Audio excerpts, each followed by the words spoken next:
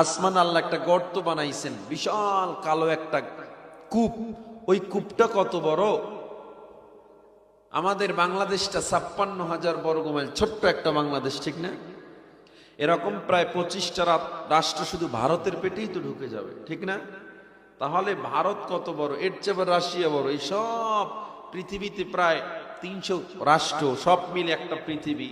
আল্লাহর সৃষ্টি ১০০০ কোটি গ্রহের মধ্যে পৃথিবী একটা ছোট্ট গ্রহ।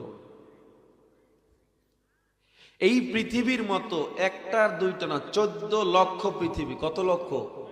১৪ লক্ষ পৃথিবী শুধু সূর্যের পেটে ঢুকে যাবে। সুবহানাল্লাহ। সূর্যটা যদি এত বড় হয়, দেখেন তারকা কত বড়।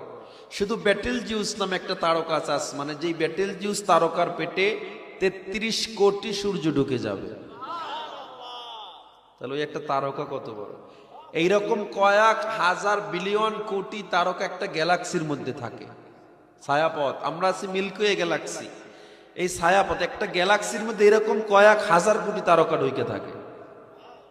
আর এইরকম শত কোটি গ্যালাক্সি, ওই যে ব্ল্যাক হোল, কালো কূপ বানাইছেন আল্লাহ, এর মধ্যে হাজার কোটি বিলিয়ন কোটি তারকা ঢুকে যায় আর ফিরে আসে না, চুষে খেয়ে ফেলে।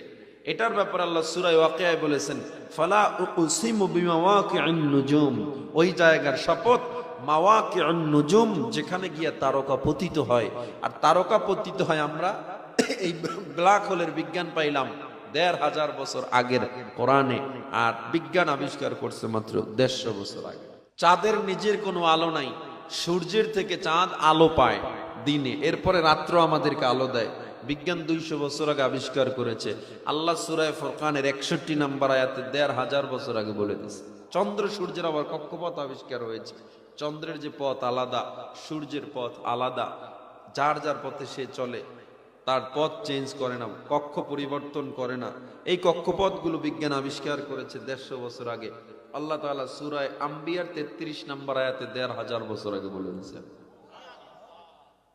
হুয়াল্লাযী খালাকাল লাইলা ওয়ান নাহার ওয়াশ শামসা ওয়াল কমার কুল্লুন ফী ফালাকিন ইয়াসবাহুন।